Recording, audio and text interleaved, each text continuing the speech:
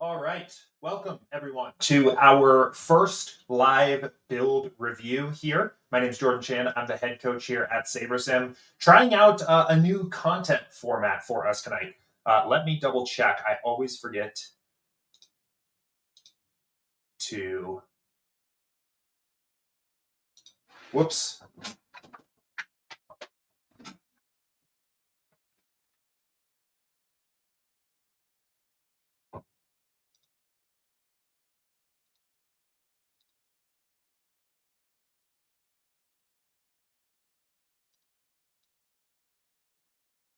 All right. A bit of a false start there for our very first video of this kind. I had my mic unplugged.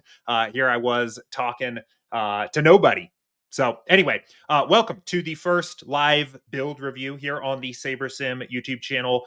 Trying out a bit of new content for you guys today.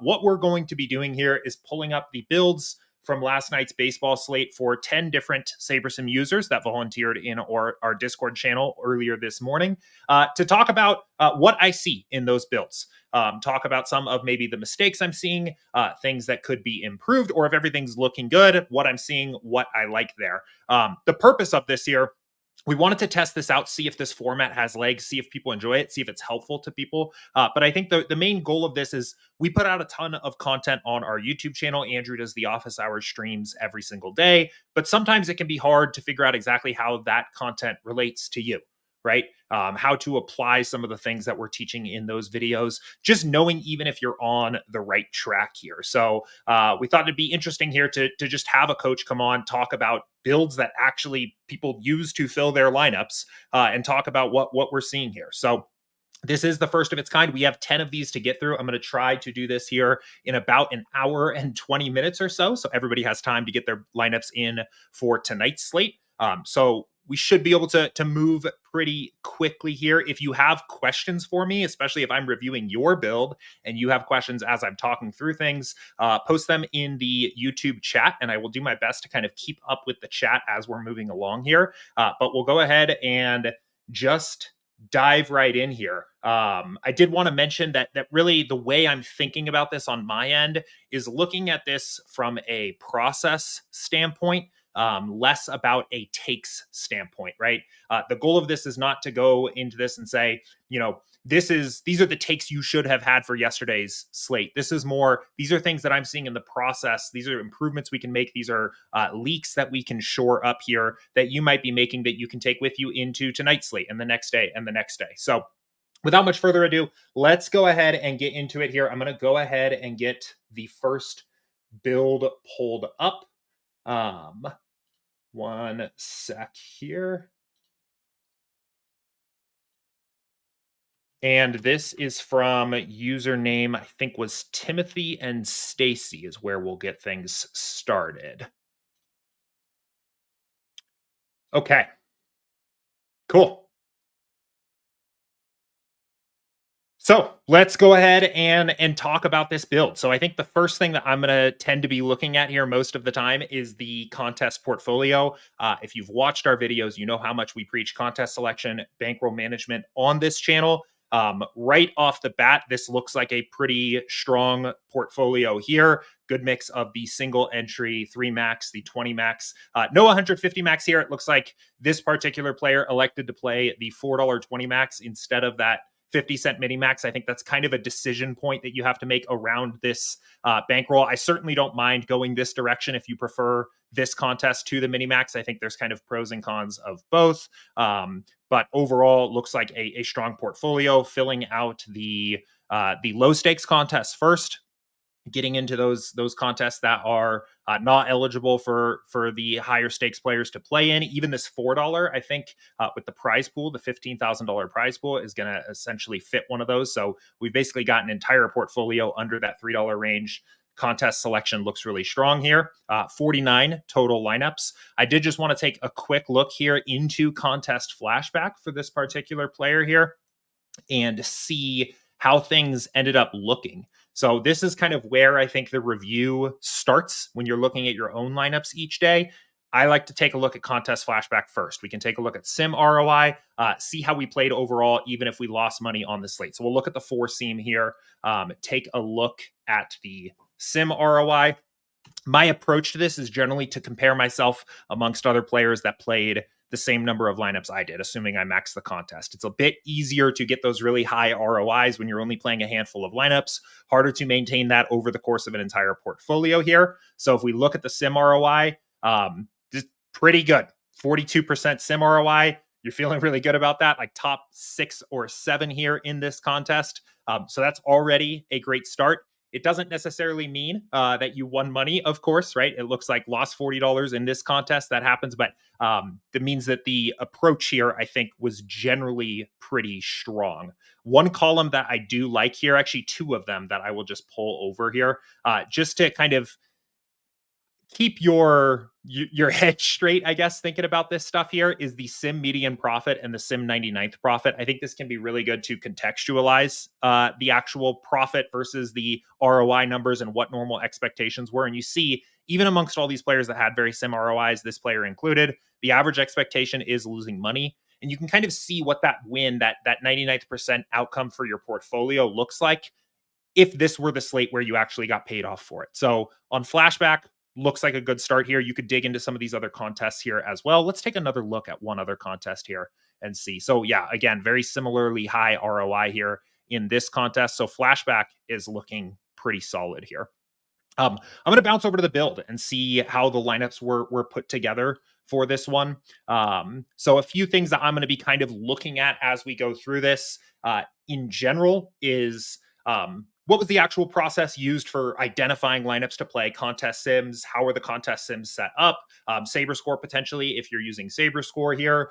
Diversification, was diversification used? Any stands or unique little twists that that person put on the build here? So pulling this one up here, the first thing that jumps out to me that I like quite a bit here is the diversification used, right? 3 min uniques, which my probably favorite feature on the entire app here. I'm a little surprised that it's just 3 here, a little bit low, but I think that is a good starting point. I think with 49 lineups, you could probably have gotten a little bit more diverse. The thing that is jumping out to me right now, and I might have to do a little bit of investigation to kind of figure out what is going on here, is the pool is just down to 81 lineups here. So it looks like maybe something was filtered kind of aggressively here. I'm not entirely sure why the pool number is so low. It looks like a bunch of lineups were trashed here, looking through this here. So I assume can't really see anything in the exposures of what might have gone on. So if you are, let's see, what's the Discord username of this person here? I would be curious if you are willing to share Red Wings 15, maybe a little bit more kind of background on what you were really going for here with this build. It looks like a lot of lineups at some point or another were trashed here, and I don't see a filter or anything else that was used to do that.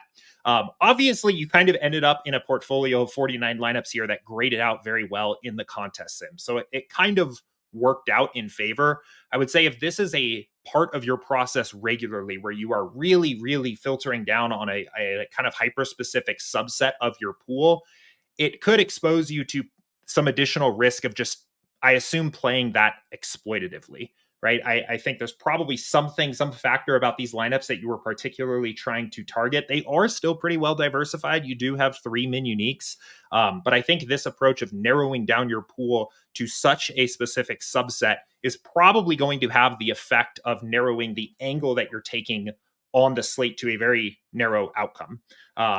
That is the main thing that jumps out to me here. It looks like otherwise kind of very similar to my process, or almost what I would describe as kind of the stock way of using SaberSim, which is not meant to be a derogatory term at all. That is like how I build my lineups every night, how I preach them in all the videos. So it looks like very close to what I recommend in all of our content. A very effective build process here. I am just very curious about this pool here and kind of what went on there. And I think just to be cautious of that approach. If you are leading to a pool that ultimately eliminates essentially your entire 5,000 lineup pool, leaving just a subset back, I think you are tunneling very narrowly on a particular angle. One more note on that before we kind of move on here. The risk of that is whatever metric you are using to make that determination, being this hyper specific about it means that you are very fragile to being wrong on whatever that thing that you're looking at is.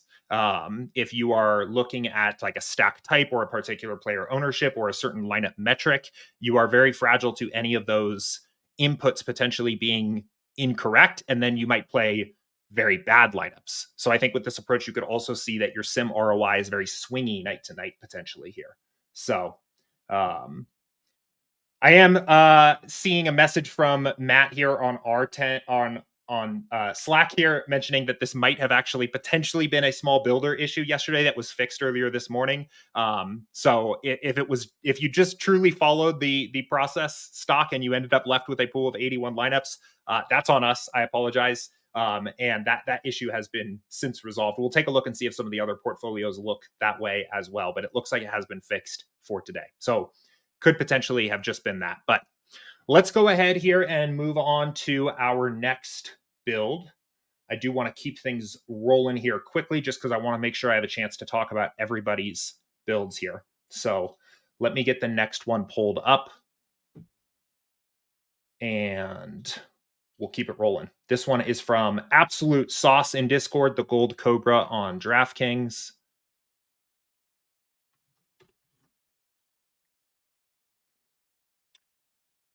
And we will keep going.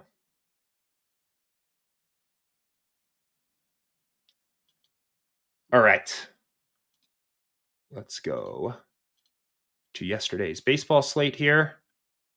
So one thing right off the bat, I do kind of like, and I don't know necessarily if all of these were played here, but this particular user played a bunch of showdowns as well here. Got into the main slate, got into the showdown. In some of our more recent videos, I've been talking about MLB Showdown and really just the idea of not only diversifying your portfolio for a given slate, but also not only diversifying your lineups in a given slate, but also diversifying your DFS action by spreading out into other slates, right? And what this allows you to do is if you had a bad take on a given game, right? Like let's say, even if it wasn't your take, even if it was the Sims that had a particular angle on a given game, and it ended up being very wrong, that can totally kill your main slate all at once. But by playing these additional showdowns here, you spread out your action for that day's games into slightly less correlated, or actually very less correlated bets, and you're getting more unique shots on goal over the course of the season. So I like this approach already right off the bat. I'm going to mostly focus on the main slates here for talking through this. And let's go ahead here and take a look at another portfolio here. Cool. So another thing that does jump out here that I like, and I probably should have mentioned it on the first build I was looking at here, is we see two late swaps. So I don't think, if I remember correctly, that yesterday was a slate that obviously we had some weather issues, some weather concerns. We had the Braves postponement, but I think we were generally pretty good with starting lineups. So I don't think it was like a crucial late swap slate, but I do like to be seeing the late swaps here take place anyway. In my late swap video about late swap strategy in baseball DFS that just came out recently, one of the things I mentioned that I'm doing here is trying to get a late swap in during the slate at least once, even if there's not significant news, just to allow yourself to have taken advantage of late swap contest sims, right? Which is going to kind of readjust each lineup based on how it's performing, how the contests are actually looking, and just give you an opportunity to squeeze out a little bit of extra EV in each lineup, right? You're going to take each lineup and say, okay, with what we know now, what has already taken place in this slate, now what's the best thing to do here? So let's go ahead here and take a look at the overall portfolio here. Another one that looks pretty strong. Looks like you're playing the right contest. Again, filling up a lot of the lower dollar stuff here. It does look like there's a handful of some low stakes contests that are maybe missing here. I'm not going to get up here and say that playing the $1 single entry and the $1 three max is like the skeleton key to making you more money in DFS, but they are very, very easy contests to add to a portfolio and mix in here. So I think maybe would have liked to have seen that. But again, overall, looks like a good spread of the 3 entry max, the 20 max and 150 max.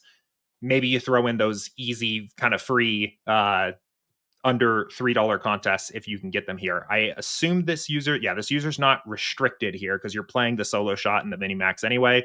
So you probably throw a couple bucks into those other contests as just a cheap way to get a little extra ROI in there, because you can and you should. So let's keep looking here at the actual flashback here, see what we're seeing.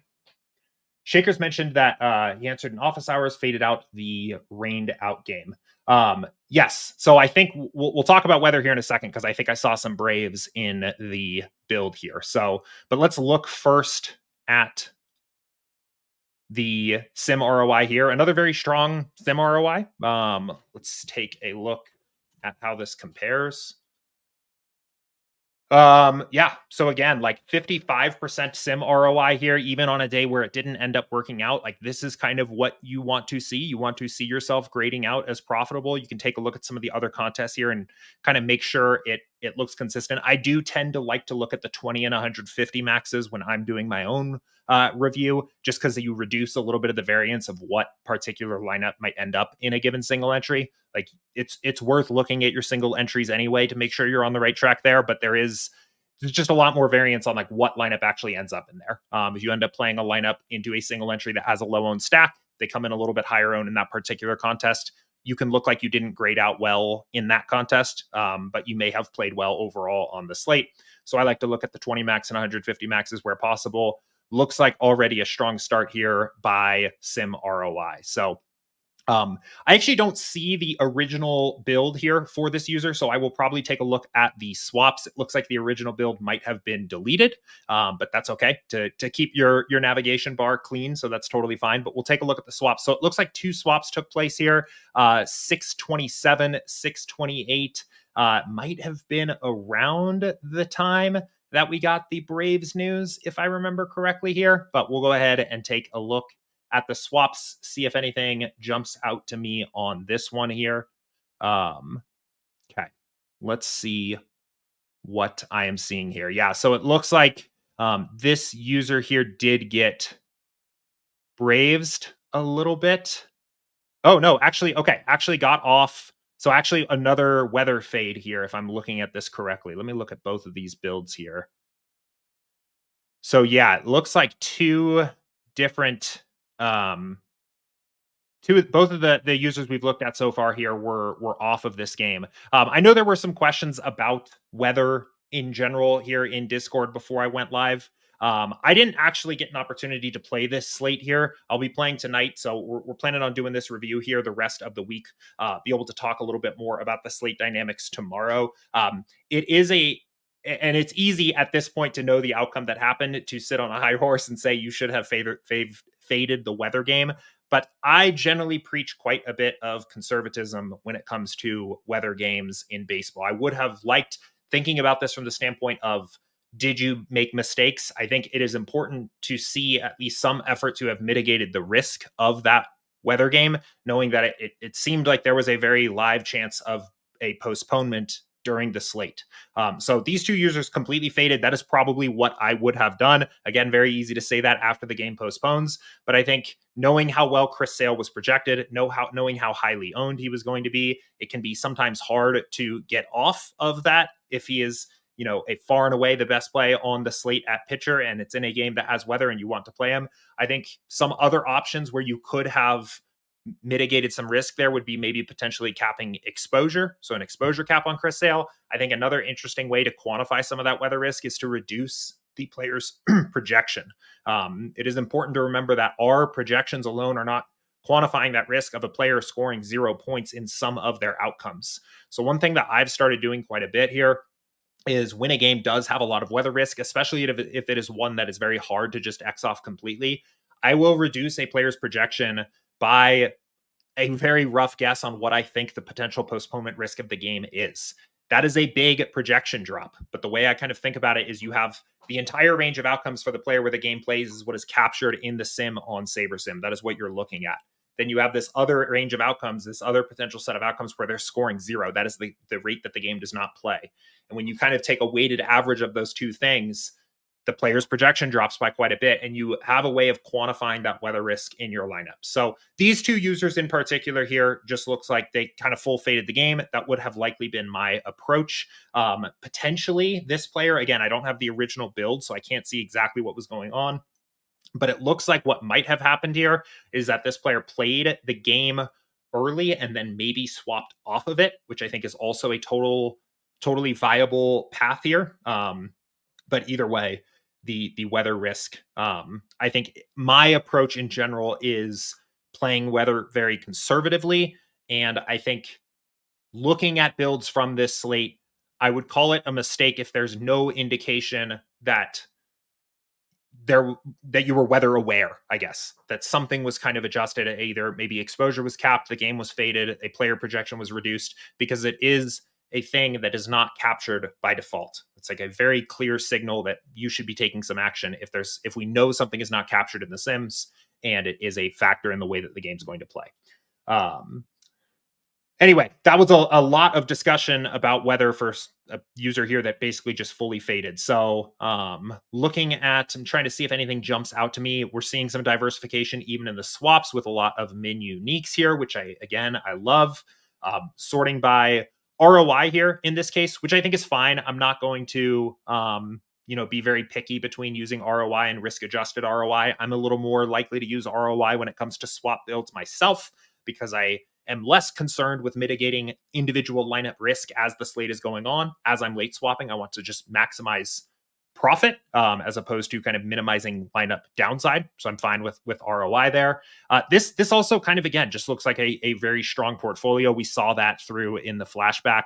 I'm just trying to see if there's anything else that really jumps out to me here. No real exposure settings. I did see ownership look like it had been adjusted on maybe a handful of players, but maybe not. I think that sometimes is just like a visual thing that pops up there for these players sometimes. So I think what we're looking at here is just the discrepancies between like the live ownership and the original ownership. So again, looks like a very strong portfolio. Contest selection looks very tight. I like the diversification. I like that a late swap took place here, even if it kind of wasn't a slate where it was super needed. And I might be wrong about that. I didn't think that there was like a key scratch or lineup change apart from the postponement, obviously here. But I didn't think there was a key scratch or anything like that. So maybe late swap was not crucial, but yeah, looks like a very strong portfolio. Another thing that I've kind of been interested in looking at recently, and I don't know if we can do it from a swap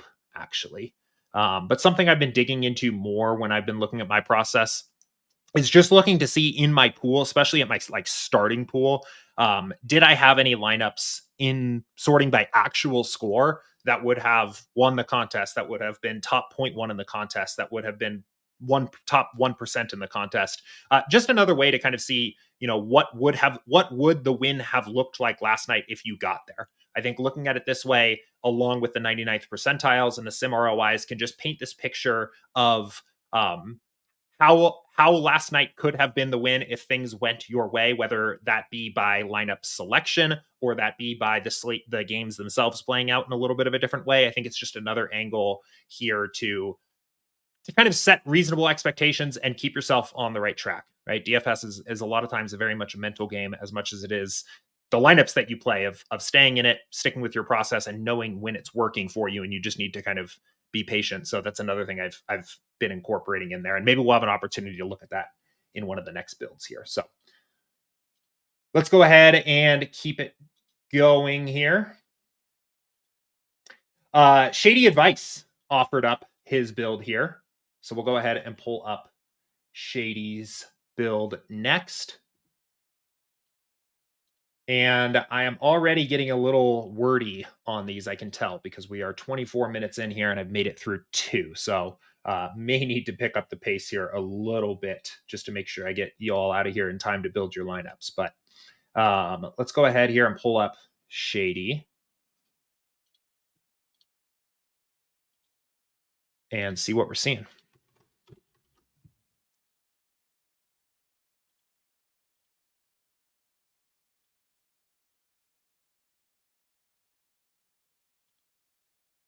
All right.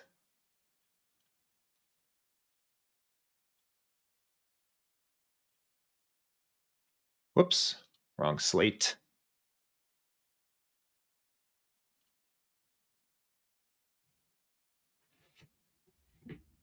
All right. Ralph says, take your time on this one. This one seems super interesting. Yeah, we'll see what we can see here.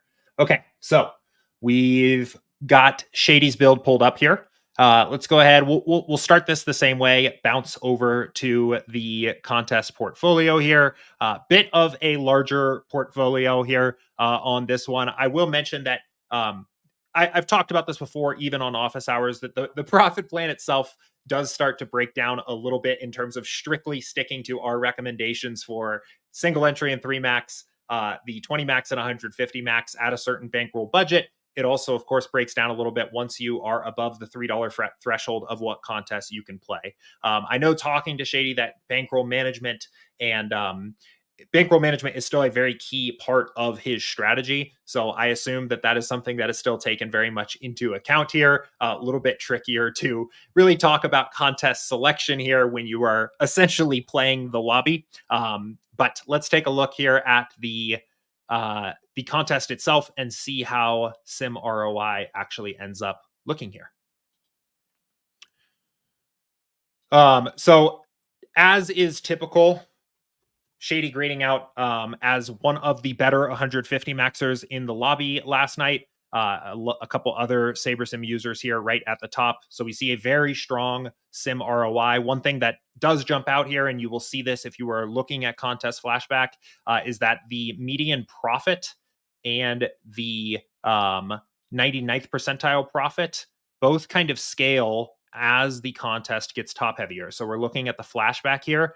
But this is another thing to kind of think about as you are analyzing your portfolios and setting realistic expectations for each slate.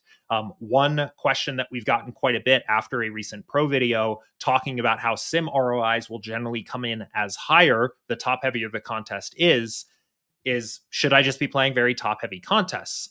Well, when first place is carrying a lot of the equity in a given slate, these kinds of ROIs or very high ROIs are more possible. They are more achievable because a single lineup can win more when it has its top overall outcome. That has the effect of the sim median profit often being more negative because the lineup's average expectation or even the portfolio's average expectation is going to be lower because there's less money for the min cash. There's less money for the people that are top 10%, top 5%, top 1%, win more money is going to first place. So I don't necessarily think it is a takeaway that you should just be tunnel visioned on the top heaviest contest to make the sim ROI number as high as possible. I think it's all about kind of balancing that portfolio of lineups where you are playing a mix of this is really the essence of the diversifier versus the elevator idea is you're going to have certain contests where a very high ROI is achievable. Those are higher variance contests. You're going to have contests that lower your variance where a high ROI is potentially less achievable, but your swings are going to be less intense. And I think combining those contests together is the right way to think about your portfolio here. But let's take a look here at the builds. I have a bit of a hunch here that these are not the lineups that were ultimately filled into the contest here. It appears they are not. They were both built around 305, 306 here. So I assume that these were not what was ultimately used to fill into the contest. Maybe some things that Shady was just kind of digging into. Was looking to see if there's anything that jumps out to me here quickly about any kind of maybe exposure set or any lineup rules used or anything like that. Let me take a quick look here. Just see what I'm seeing here. If there's anything that jumps out to me in the stack types or anything of that sort here. I think these are probably more test builds. I will bounce over real quick and at least look at Shady's portfolio in the contest flashback here. But I don't think these were actually ultimately played or contest simmed or anything like that. If we look over here, one thing that I do want to mention that I have noticed looking at Shady's lineups in flashback before here is the overall the overall diversification of Shady's portfolio has kind of been quite influential on the way that I play DFS. And this is actually one where he came in a little bit more concentrated than I've seen in the past. But I assume that a effort was made to intentionally make these lineups different from each other, whether that was min uniques or some other approach here. One of the reasons that I have gotten so focused on trying to be very balanced, very like kind of have a GTO approach, for lack of a better word here, with my portfolio, is looking at what Shady does here. And what that tends to do is it does two things. It makes your lineup, it makes your sim ROI very consistent slate to slate. It is very hard for this number to like crush you on any given slate because of an input that was wrong, or an ownership that didn't end up being bared out here. And it also reduces the number of lineups you play that are just flat out unprofitable. And it makes those lineups that grade out as unprofitable less unprofitable here. And that's one of the biggest things that you can do to actually increase your sim ROI here. I think a lot of times people think about this from, what can I do to make my top lineups even better and better and better? And what I have found looking at the players that do grade out frequently with a very high sim ROI is not that their top end highest ROI lineup was massively much higher than any other player. They didn't unlock hidden upside about the slate that other players just couldn't get to. It is that their worst lineups are not that bad. We look at Shady Advice's lineups here. We have one lineup with a negative 5% ROI. We have one lineup with a negative 0.2% ROI. We'll probably have a handful around that 0% range, but out of 150 lineups played into the flagship, they're virtually all grading out as profitable here. Now, I can't necessarily sit up here and say this is exactly how you can copy Shady and like do his process and do this, but I think as you are thinking about your process and as you are making adjustments and trying to become better over time, your efforts should be focused on limiting mistakes, trying to limit the number of negative lineups, that negatively profitable lineups that you are playing, rather than trying to kind of unlock that hidden ceiling. And I know that's easier said than done, even for me. But I think a lot of people approach DFS from like outsmarting everybody and trying to like be the smartest player and beat all of the best players. And really, it's about, I think, mitigating mistakes as much as possible and beating the worst players. So that influences a lot of our content. That influences our contest selection. That influences a lot of the ways that I talk about taking stands on a slate, lineup construction, all kinds of things here. So, Shady did say the FanDuel main slate will have the post PPD late slate slops on there. Since I left it in until it gets called. Okay, we'll pull that up. The diversity stuff gets very hard to do well when you X out a game with a player like Sale projected to play. Yes, and that is a good point. And I think something that I had never really thought about until exactly right now. Potentially another argument in favor, even on a site like FanDuel, of being a little bit more weather conservative. Now, there are potential concerns with what it looks like on a portfolio level to completely scratch a game out, period, right?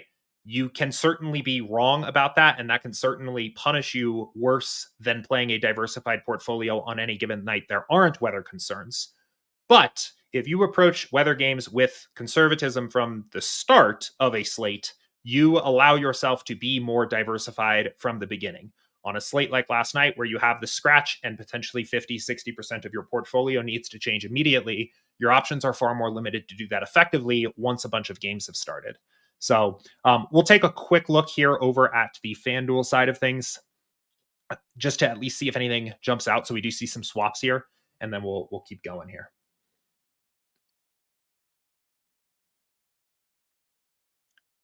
Okay, yeah. So it looks like a couple swaps. An initial swap very shortly after the slate started here. Let me see if I can actually get these to pull up. Okay. Yeah, so it looks like this was probably kind of the main swap that took place. Don't know if these lineups are going to load for me, though. Seems like maybe not. Maybe we'll take a look over at this build. Looks like this was probably used to just fill a couple of entries here. Yeah, so it looks like swap 3 was used at 7:04. That one is not loading very nicely for me, though, unfortunately. So I'm not able to really see the lineups. I do see, again, the min uniques was used here. A min uniques of just 2, presumably quite a few lineups. I assume probably 600-ish lineups, maybe even just 150. But yeah, I mean, there's a case in point is that your diversification, your ability to diversify your portfolio goes down quite a bit, even if you were able to make the swap in time to recover from the weather news, right? So it can potentially damage your ability to diversify and play a strong portfolio, even if you were able to adjust quickly. So I'm going to keep moving here because I want to make sure, again, that we get to everyone. So let me pull up another portfolio here. If we do run out of time, I promise that I will pick up from where we left off today on tomorrow. I think the plan is to do this again tomorrow and Friday this week as kind of this trial run for this content format, see how it's working, get some feedback, see what people think. While I am loading this up, I will mention that I think this is very likely something that we are going to do going forward. It may change in its format a little bit. We've talked about some different ways that this could look, potentially like smaller groups of people at a time, potentially just different kind of ways that this could be set up. So I think the plan is to do this kind of content, depending on how people like it, what kind of feedback we get. So, okay, where are we at now? We are at R Summerall, the dummy summy in Discord here. So let's go ahead here and take another look. Let me make sure this is up on the screen.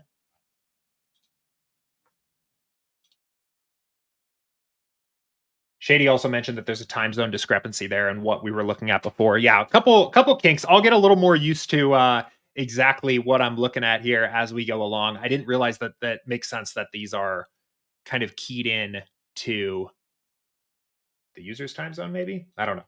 But anyway, already some good feedback here, getting some thumbs up. Awesome. I'm glad you guys are enjoying it. Okay, let's keep going here. So we've got another portfolio, another 49 lineups. It's always kind of funny, I think, when you're following the profit plan, you end up kind of consistently playing like a very strange amount of lineups. Like it's like 49, play 49 every single night. You get very used to playing 49 if you're playing the same portfolio. This player in particular looks like they're playing almost the exact same portfolio as maybe the first person we looked at here. I think the quarter jukebox subbed in for the $4 contest here. But again, very, very strong portfolio here. Looks like playing the right mix of contests, getting access to the easier opponents in the lobby. Exactly what I was just talking about before, right? The easiest way to beat the weakest opponents is to play the weakest opponents. Those are the contests under $3 here when you have access to them. So yeah, very strong portfolio here. We'll take a look at the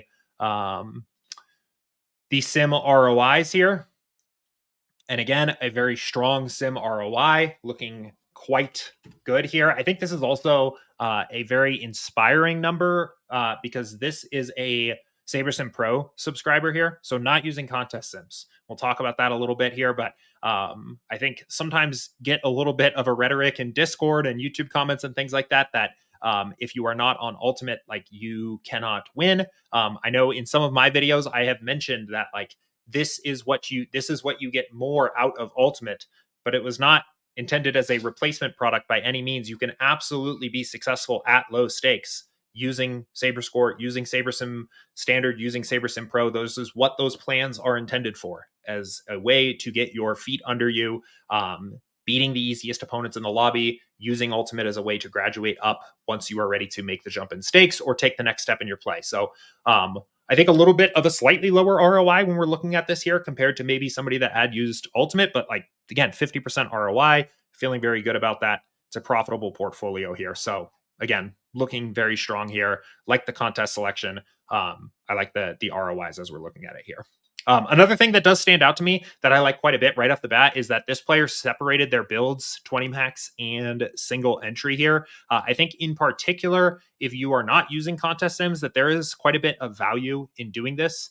Even if it's just you might be more opinionated about what your lineups look like in single entry, splitting them up into a separate build allows you to spotlight particular lineups and favorite them and find them a little bit more easily. But you're also then building and using Saber Score here in a way that is designed a little bit more for those contests. When you're using the contest sims, I think you end up with kind of a more of a surgical measurement of what the best lineups are. So you can be a little bit more flexible on how the lineups ended up getting built in the first place. But if you're on SaberSim Standard, SaberSim Pro, I do like this approach of splitting up your builds into the single entry and the 20 max and 150 max separately, because you're taking advantage of the sliders that have been designed to be built for those contests, and you're getting a more specifically accurate Saber Score, which is a more generalized measurement to determine what lineups to play. So I like that a lot. That jumps out here. Let's take a look here at some of the other things. So also very, very nicely diversified. 7 min uniques in the single entry contest, just playing 9 lineups. We're making sure that the lineup that is going into each single entry, our highest ROI potential lineups that we're playing in our portfolio, are all very different from each other. This player was able to get 9 different lineups into some of the softest contests in the lobby, all from a very different angle, which I love. Very, very happy with that. I like that quite a bit. I assume very similar on the 20 max, maybe a little bit less diversification there, just because it's more lineups. Looking to see if anything jumps out in other settings here, exposures. A lot of folks here that have watched the videos, I can tell. So did limit the stacks quite a bit here, 5-3 and 5-2 in single entry. I don't have too much of a problem with that. I have been getting a little bit more specific about what stacks I'm willing to take with me into my baseball contests this season. Just another one of those things where I'm like, I don't need to be the person that figures out how to make the 3-3-2 stack work, at least on DraftKings, potentially. I can play the stacks that I know are the best, and be successful that way. So I have not limited so far as to just 5-3 and 5-2 stacks in my play. I typically allow for a little bit more flexibility, but these are a cornerstone of my process and generally make up a lot of my portfolio. I'm curious if the same stacks were set. Okay, so yeah, this is exactly what I was going to say. I was going to say in a 20 max where you're playing more lineups, where you're competing against more lineups, maybe you are a little bit more willing to let some of those other stacks show up in your build. And it looks like this user is playing a little bit more flexible stack types in this contest. This looks like a little bit more of what I tend to do. Makes sense in a 20 max or a slightly larger field contest, or a contest where you're playing more lineups, to diversify a little bit that way. Let me see if anything jumps out here on any other settings, but it looks like no real kind of stands or exposures set here, at least as far as I can tell. No lineup rules. So again, just kind of a very sound and straightforward process looking at this here, where it was bared out looking at the sim ROI numbers. So looks good. Let's take a look over at actual score. I am kind of curious just to see if anything jumps out here. So 186.1 was the top scoring lineup in this portfolio, 179.9. I'm curious, like in these contests, what the actual top score was. So top score over here was 190.8, second was 189.5. So like very, very close in the pool of lineups that you prepared to choose from for the slate, right? And that's not necessarily to say that you should always see the bank in your pool, right? That's been, in fact, I would say the opposite of that. Like don't necessarily set that expectation. But I think looking at the actual score, especially if you are unsure if you're on the right track, right? Maybe if you're new to SaberSim, or building in this way and kind of following our recommendations for the first time, and you're not sure if you're on the right track, sim ROI is a little bit of an abstract concept in its own right. It's hard to kind of relate that to like, well, how do I win? The lineup, a very near winner lineup was in your pool. It was available to you, right? You're not always going to be able to pull this lineup into your entries file, but often enough it is. There's 192.6 in your pool right here, right? Like this was the winner. You were that close. So it takes time to get that lineup to finally find its way into your entries file. But I think that this can also be a useful way to just make sure you're on the right track here, and make sure things are working well. So yeah, so play more stack types in 20 max, and I think that makes a lot of sense. I would have a similar approach. A lot of times when I am specifically choosing a given lineup to enter maybe into a high stakes single entry, I'm a lot more choosy about what stack that lineup might have. And I think on the 20 max, 150 max contest, it makes more sense to be a little more open minded, I guess, on what stack types you're willing to play there. So, but it looks like, again, a very strong portfolio. Our sim ROI looked very good. I think mostly keeping it simple, which I think is a good thing. You've got very high upside lineups appearing in your pool, which means I think you've done a good job there.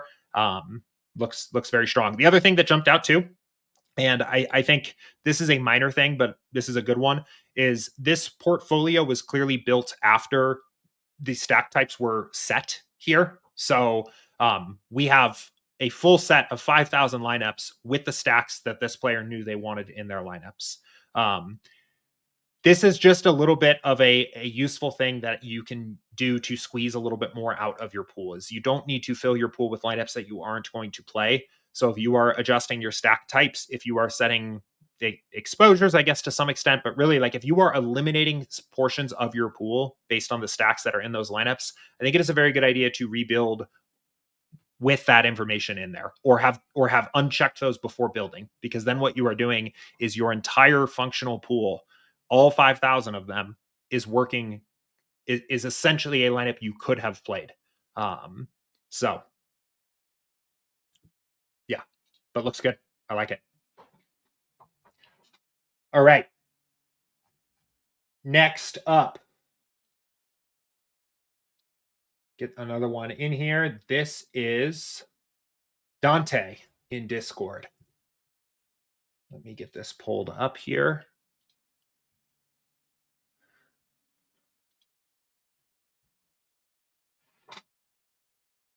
And we will keep it going. One of the other ideas I've had for this too, as well, is branching this out into other sports, or potentially even like giving people the opportunity to volunteer particular slates where they had questions on or were confused on. So might be something we end up doing as well there. But give me just a sec here. Okay. Having a bit of trouble getting this one to actually pull up, but we'll see what happens here.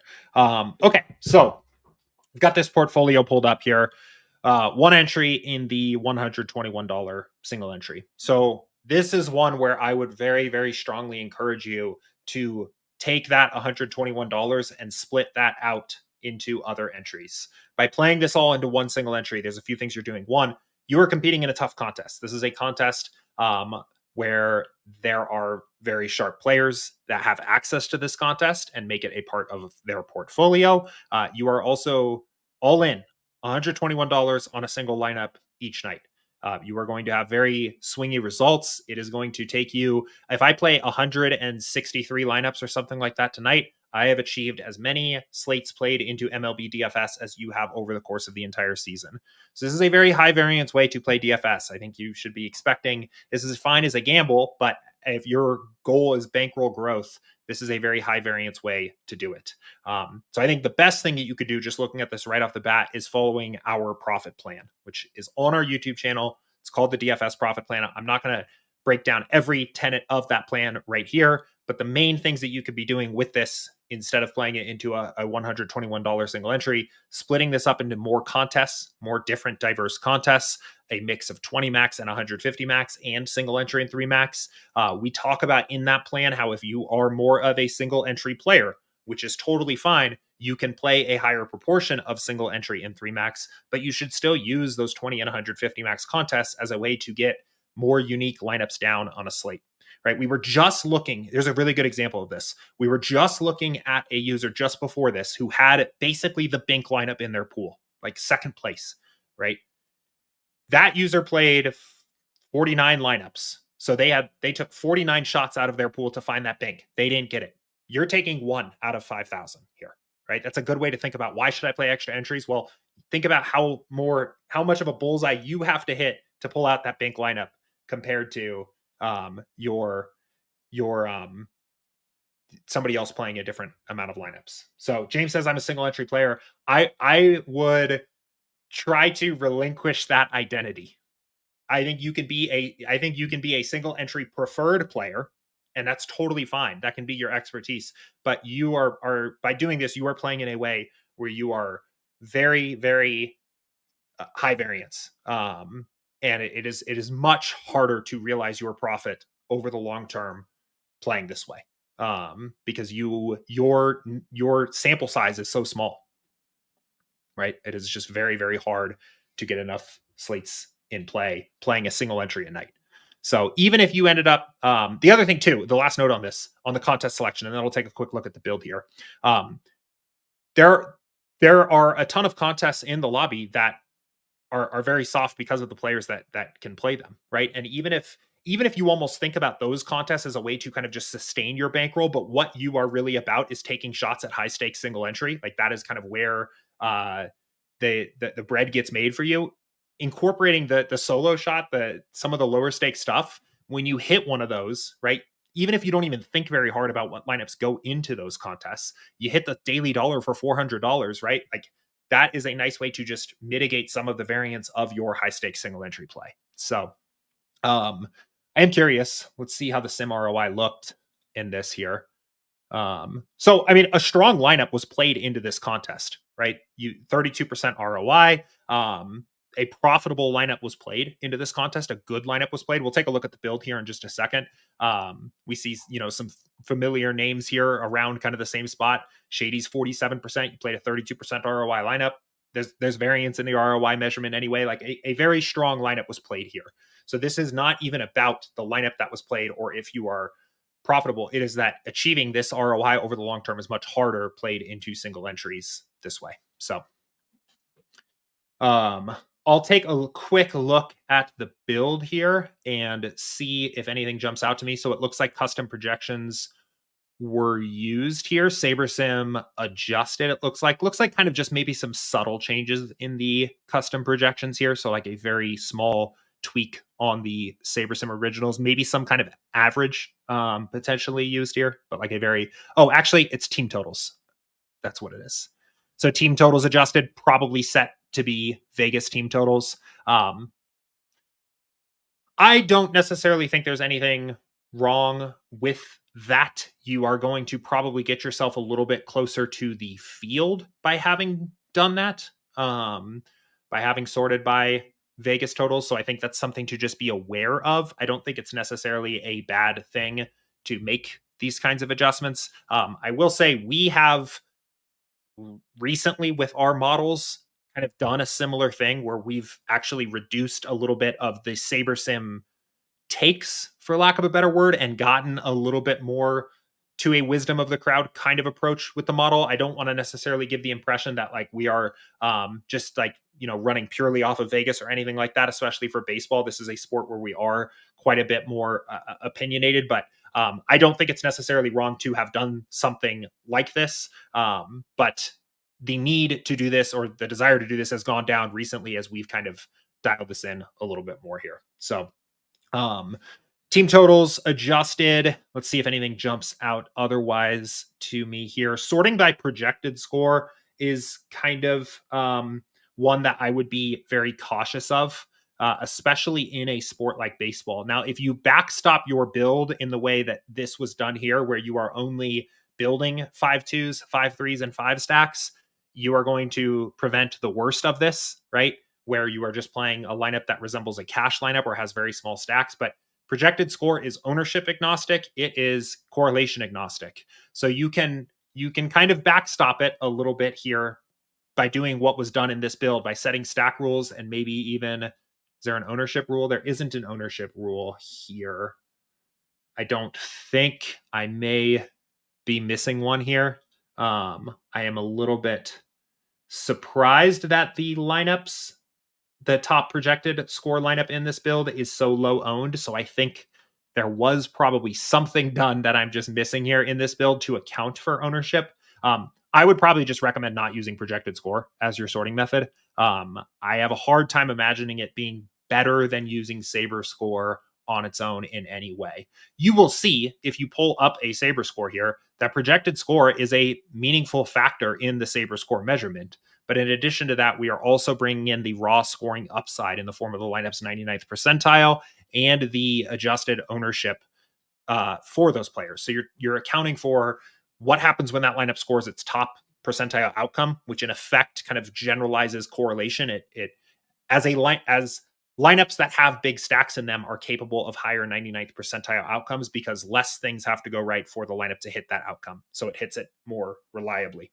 And ownership, right? We obviously want to be differentiated from the field. So I think I could be swayed that there is a value in maybe having projected score be a higher weighting metric for a single entry. I don't know if I like the idea of using just Saber score as opposed to or just projected score as opposed to Saber score. I think that qualifies as a potential mistake here of something to shore up. I would use the Saber score sorting. I think you could also experiment if you do want to play with that is to rebuild the Saber score metric. So you could, here, I'll kind of show you what that would look like. So you could take projection, sum, and what is it? The way I would probably do this is write down what the actual methods are here. So my projection, sum, max scaled value, and just increase this number if you want a heavier weighted projected score. So my proj sum, max scaled value. Obviously, you would want to add in the other components here as well. Max scaled value. But now maybe you're saying that this is, 0.5 because you're playing a single entry contest, right? I also have a hunch here too that part of the reason that maybe you're sorting this by projected score is that min caching is more valuable in this contest because it's a high stakes single entry. So you want to realize some of your equity here in this contest by caching more often. That often comes at the expense of the lineup's upside. By building a lineup that is, it literally comes at the expense of a lineup's upside. By playing a lineup that's more likely to min cache, you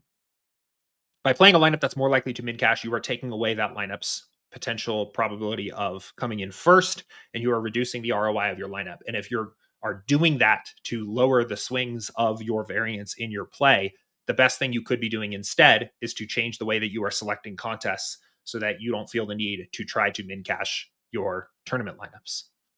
So Neil says, are you sure he's not accounting for ownership in a different way? I assume only allowing 5 stacks is his way of accounting for correlation. Yeah, so I think I am probably missing something, and I think ownership is factored in here somewhere in a way that I am not seeing, because again, the top lineups from the pool being a low-owned Royal stack sorted by projected score seems unlikely to me. It is possible that maybe an exposure was set here and then removed. I don't know. Actually, you know what it probably is now that I'm thinking about it here is I made the assumption that these were adjusted to Vegas. They may very well have not been. I don't know if the Royals had a 5.5 run total, but if they did last night, they probably were not this low owned. So I think that these are I think team totals were set to take an intentional stand, and then this was sorted by projected score. So all of this to say, I think what is kind of being done here is ownership is being accounted for by taking an individual stand on a few teams that were low owned, and correlation is being accounted for by setting stack rules. And then at the end of that, we are sorting by projected score. So again, I think we're talking about incremental things here. I think this is probably not flatly wrong to do. I think if anything, if we could take away one thing from this, I would highly, highly, highly recommend incorporating some more contests into your portfolio, spreading out the $121 into more contests, just as a way to have a more consistent return on your investment, especially if otherwise your approach, at least looking at a single lineup from last slate, looks to be profitable, right?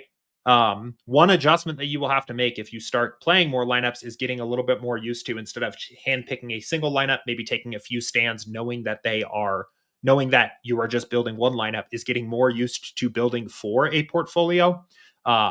So, maybe a way of doing that on this slate would have been instead building out, even if it was just 20 lineups instead of one lineup, getting over the field, maybe going 2 to 3x the field on the Royals or 4x the field on the Royals, making those players your highest leverage spots, as opposed to kind of more of a brute force method of getting that stack that we're seeing here. But anyway, a good portfolio to look at here. So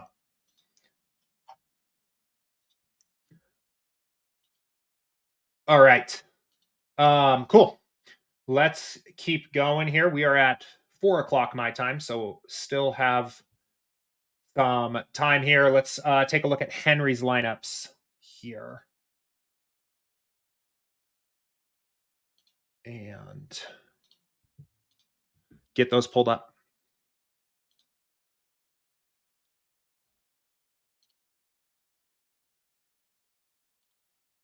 Okay.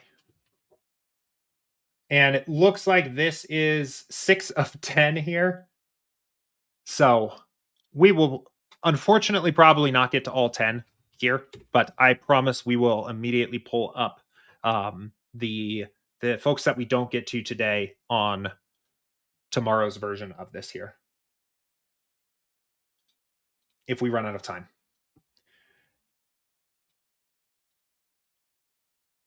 Okay, let me get this pulled up. Are we in the right place here? Yes, we are. Whoops. Okay.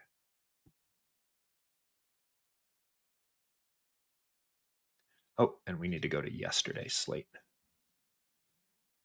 So again, another user here that spread out into extra slates. I will just once again mention that I like that quite a bit. I think it's a great idea. You reduce the correlation of your action on a given night of baseball. So the contest selection stuff, sometimes there may not be as many content offerings across the entire slate of games that are available. It looks like, looking at this, the main slate was played, the turbo was played, the night slate, and the main showdown. I think at the very least, the night slate and the primetime showdown are always pretty strong contest offerings. So even if you're taking some of the action that you were playing in the main slate here, spreading it out into the night slate and the showdown, I think you're on the right track.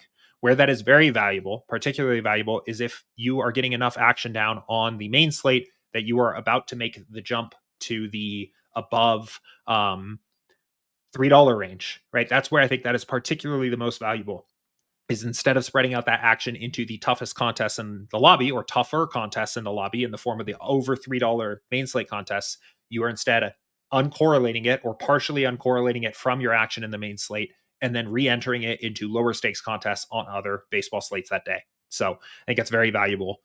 Portfolio looks pretty good here.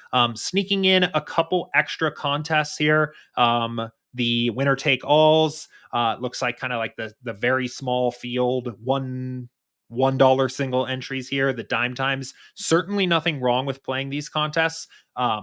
They are generally perfectly fine. I would say, having done this approach, I would consider throwing a duplicate lineup into the dime times, the $1 single entry, potentially these winner take alls, mostly because the prize pool to first is so small. Like, you're talking about $30 here. You're playing $112 on the slate. $30 to first in this contest,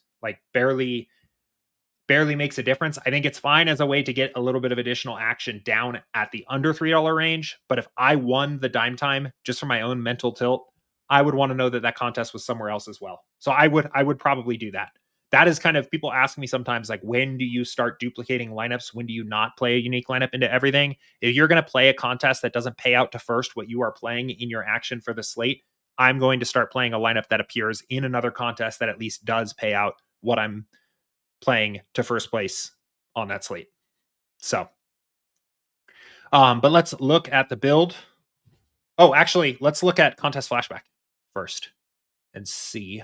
Doesn't look like the Minimax was processed last night. I know we've kind of had an ongoing bug with that. We are working on it. I apologize. I know it affects the contest flashback significantly because it affects my contest flashback significantly. But again, we see for Henry here a high sim ROI, 54%. I know Henry mentioned specifically in Discord, faded the weather game, still lost. These contest sim metrics, and along with looking at your actual scoring lineups in your build, this is the way to feel a little bit better and to know that you are on the right track, right? It is, DFS is essentially a process, and this is a kind of flatter payout structure contest here. So the impact of what I'm about to say is going to be a little bit diminished if we were looking at like the mini max or something else like this. But it is basically a process of losing your sim median profit until you play enough slates to win your sim 99th profit. That is the way that you can look at this. And this is your 1 out of 100 portfolio outcome here. So you're going to lose a lot. You can have done everything right and lose a lot. I think everybody I looked at so far lost money last night on the slate, and that would kind of make sense. You would almost have that expectation that would happen, but we're kind of waiting for that sim 99th profit. Let's take a look at the build. I'm curious if there is a winner here in the build as well. Okay, right off the bat, again, things looking pretty good here. We have contest simmed every contest we are playing, and we are sorting by risk adjusted ROI for the mini max. I assume that when these contests were actually filled, you contest simmed each of your lineups for the actual contests they were going into, which I think is very solid. I get lazy with that personally. I think it is best practice to be doing this, to be simming your contests, simming each of your lineups for the contests that they are going into.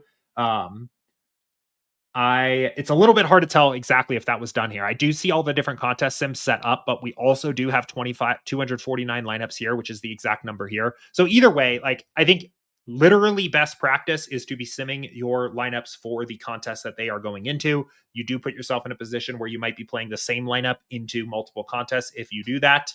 I think having some sense, having some idea that kind of matters, and thinking about how you are going to simulate your contests for the lineups that are going into them, whether that is grouping your single entries together and doing them in a bucket, whether that is doing individual contests, or whether that is bucketing everything all together and understanding the sacrifices that you are making to do that to save a little bit of time. I think that's something that you should be thinking about here.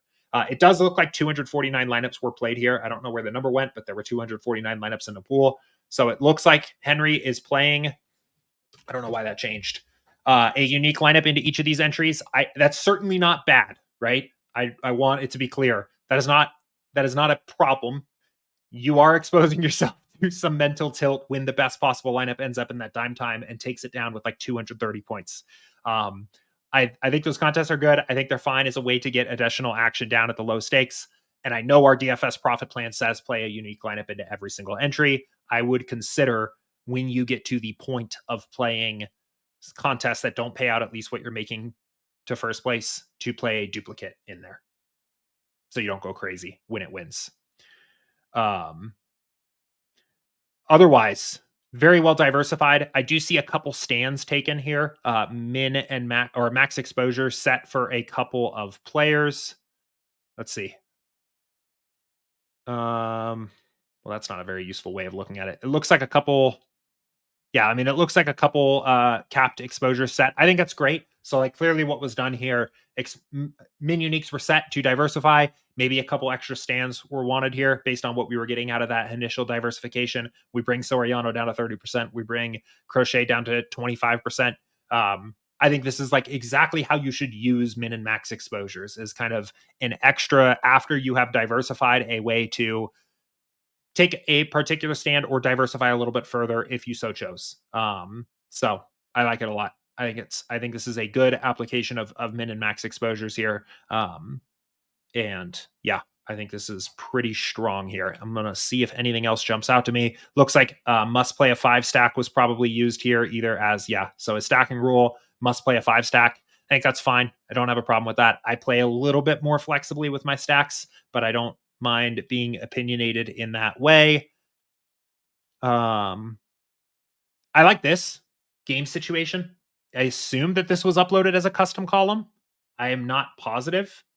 I don't think this is something we've done. So maybe it is, but I don't believe so. I actually don't know how you did that, to be quite honest. Game situation, huh?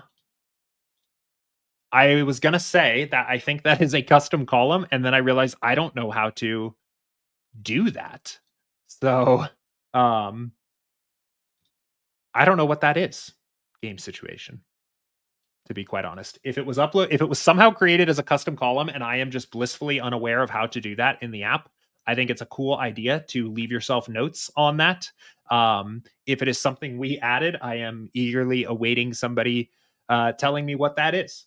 So, but otherwise, yeah, again, looks like a pretty strong portfolio here. I'm curious how the actual scores shaked out looking at this one. So 179.2. So again, like I don't want to give the semblance that this means the whoever the guy was that we looked at had 192.2 in their pool, and this player has 179.2. That one player did something right, one player did something wrong. But it's useful to look at this. I think it can like show you where the upside was in your pool, and essentially and especially encourage you to keep playing a lot of lineups and stay on the right track when you're seeing lineups that are performing really well. Right. Like this wasn't, I don't think this was the bank in any of these contests, but it was probably top 0.1%. Right. If we pull back up maybe the solo shot and look at these top lineups here, actual score, right? 179.2, I think it was. So it's right here. Not literally the lineup, but that was 14th, right? A lot of luck between getting 14th and first. So like a very, very high upside lineup was played in your pool, was built in your pool. So on the right track there. Okay. I am going to see if I can squeeze in at least one more of these here. That would leave us with 3, which would have been a very solid effort here. And of course, we will catch back up on anybody we miss tomorrow. I think I thought that it would be possible to do 10 of these in like an hour and 20, and I think I'm going to need a little more time, but that is because I am wordy and verbose. If you've watched Office Hours, if you've watched my videos, you probably are already aware of that. Okay.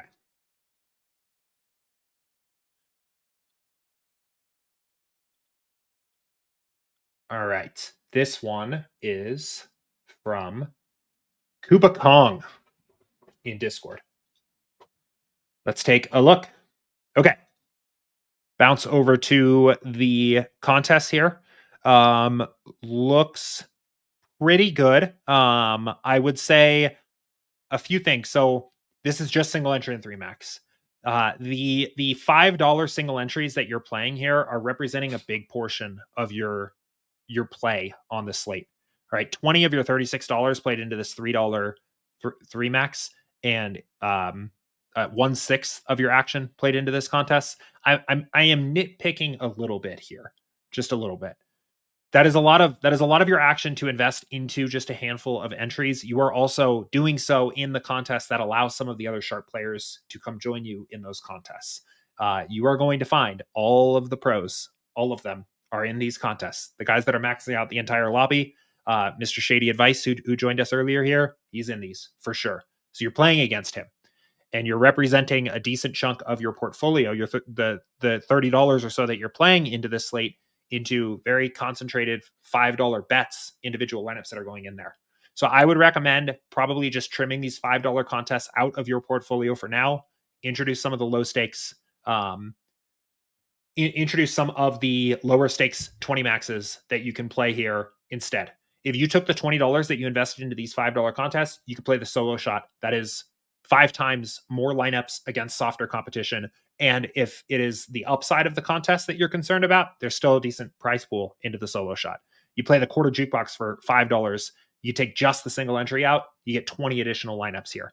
You will just have far more shots on goal. That is a big point that you are probably going to hear me mention over and over and over again. If you keep watching these and these are successful and we keep doing these shows, is thinking about that portfolio. What is the way that you can maximize the return on your investment of your DFS portfolio over the course of the season?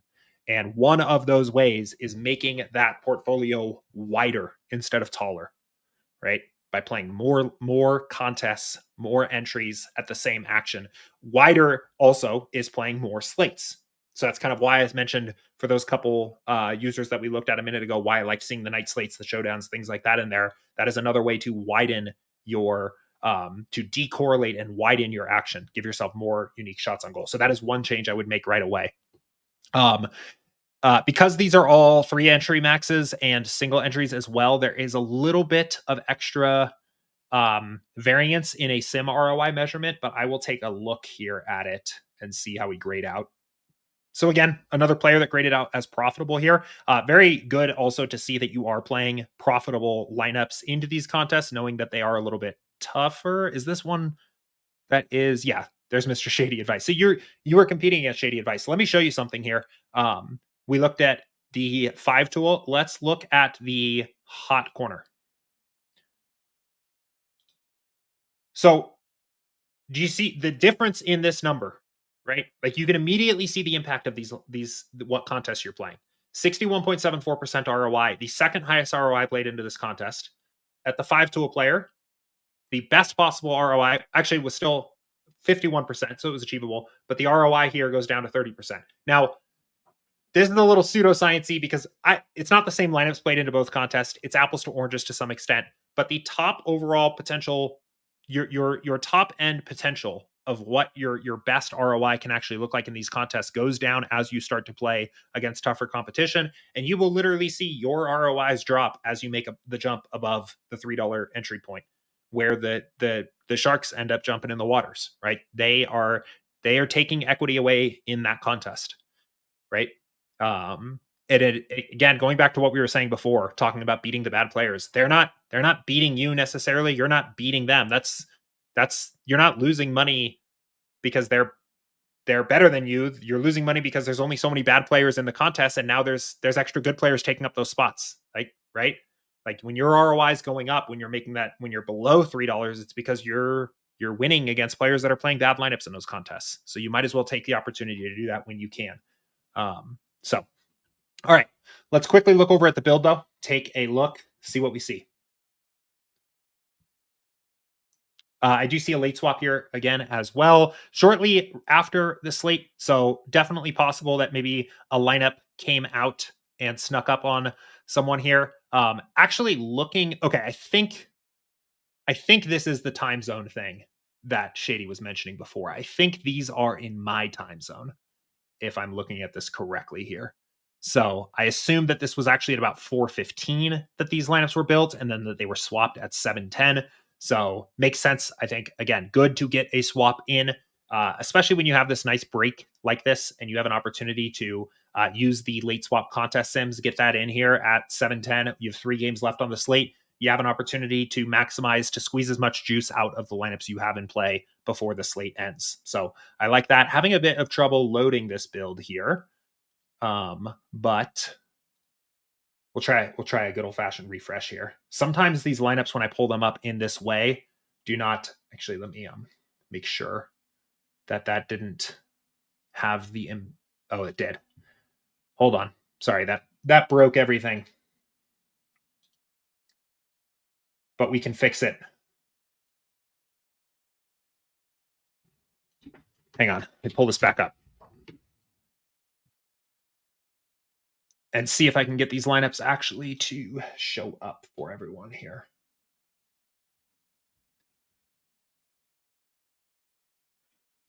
All right. I am having a bit of trouble getting these lineups to show up here. They don't seem to want to come in. Maybe if I just try to change that.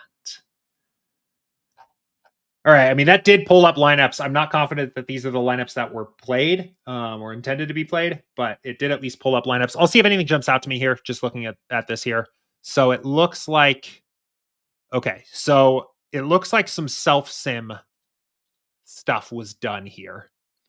So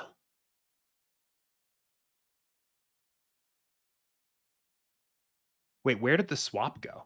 Oh, this is today's slate. Whoops. Hang on. Fumbling a little bit here at the final hour. Okay.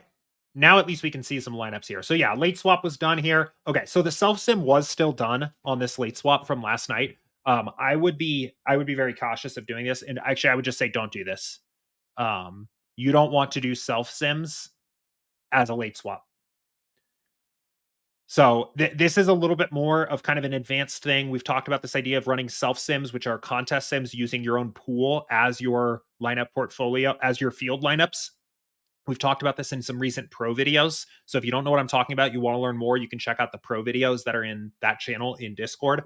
The short note, the short reason for doing it is it gives you another kind of plausible field to simulate your lineups against. It also reduces some of the more exploitative angles that you might get out of a typical contest sim. The reason, though, you really don't want to do this during a swap is because your pool of lineups that you're getting in the swap are not representative of what the field is going to play, right? This is not a representative pool of what the field might be doing. And at this point, assuming you had some reason to run the late swap period, your original build, so in this case, the self sims, right? The original build in this case is also probably no longer a plausible field. And even if it is, you know what the field looks like. If you ran this late swap at 7:10 my time here, and 7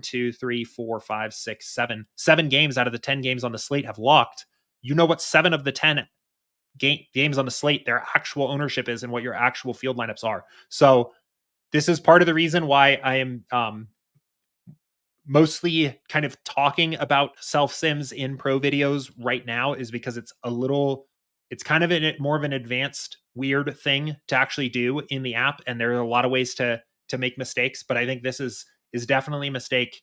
I would not sort or use a self sim as your sorting method in your post contest sims or in your late swap contest sims. You should be taking advantage of the live ownership that you get as a part of that late swap. That is part of the reason of doing it entirely.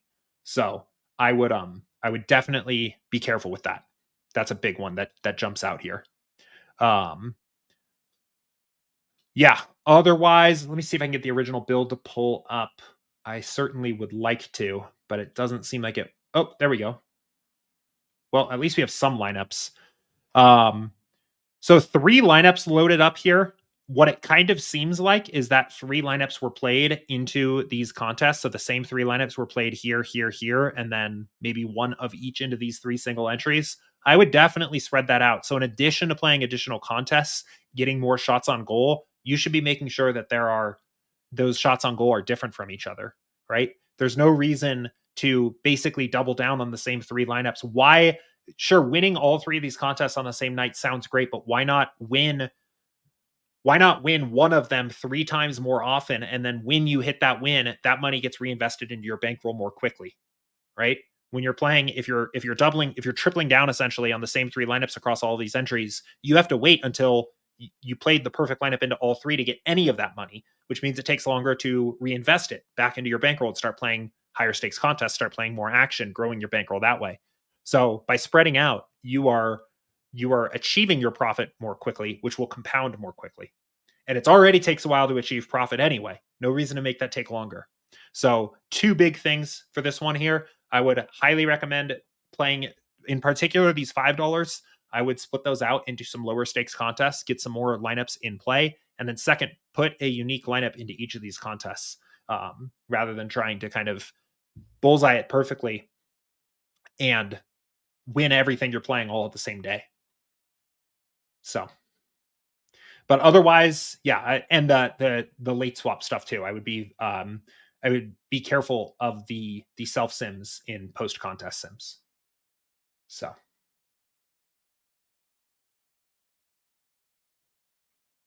okay. Chuck just asked for a review. Chuck, we have a few people I wasn't able to get to on today's stream. I think there are 3 of them. We are going to do this again the rest of the week at least. So tomorrow, I think we'll probably shoot for the same time. We'll do the 5 o'clock Eastern time again. We'll do it again on Friday here. So I will add you to the list for tomorrow. I think Andrew was collecting usernames as well for people that wanted a review. And we will pick things up with who was the last name. So it was Bill's Nut 66. I apologize. I was not able to get to yours today. I do have to jump off here in a couple minutes, but we will start with yours tomorrow. And then we have a few more to do. We'll get Chuck in there. I'll get anybody that put their username in the office hours stream that Andrew did, and we will pick this up tomorrow. So hopefully this was helpful. I had a lot of fun doing this. Again, it was kind of the first effort at this approach to content. I think it works pretty good. I think it was even helpful for me to see, doing YouTube videos and things like that, and our documentation videos, just to see like maybe things that can be confusing or things that are unclear. So hopefully that this was helpful. Again, give us some feedback, or give me your feedback if you have thoughts on this approach. It seems like people liked it watching along here. Some thumbs up in chat, but let me know what you think, and we will be back doing this again tomorrow, 5 o'clock Eastern, right after office hours, picking up from where we left off. So in the meantime, I appreciate everybody for watching. If you happen to stumble upon this and watched this entire stream with me, and this is the first time you've watched a SaberSim video, first of all, that is awesome. And thank you for being here for as long as you have. We do have a free 5-day trial on our site, sabersim.com. Everything that you have seen here today, all of the different features we've talked about, contest sims, late swap, the contest flashback, which is really cool to see your past results. All of these different things that we've brought up throughout the stream are a part of that free 5-day trial. So I will see you tomorrow. Good luck on the slate tonight. Make sure you get those lineups in. I think we're starting in about 14 minutes, and I'll see you next time. Thanks.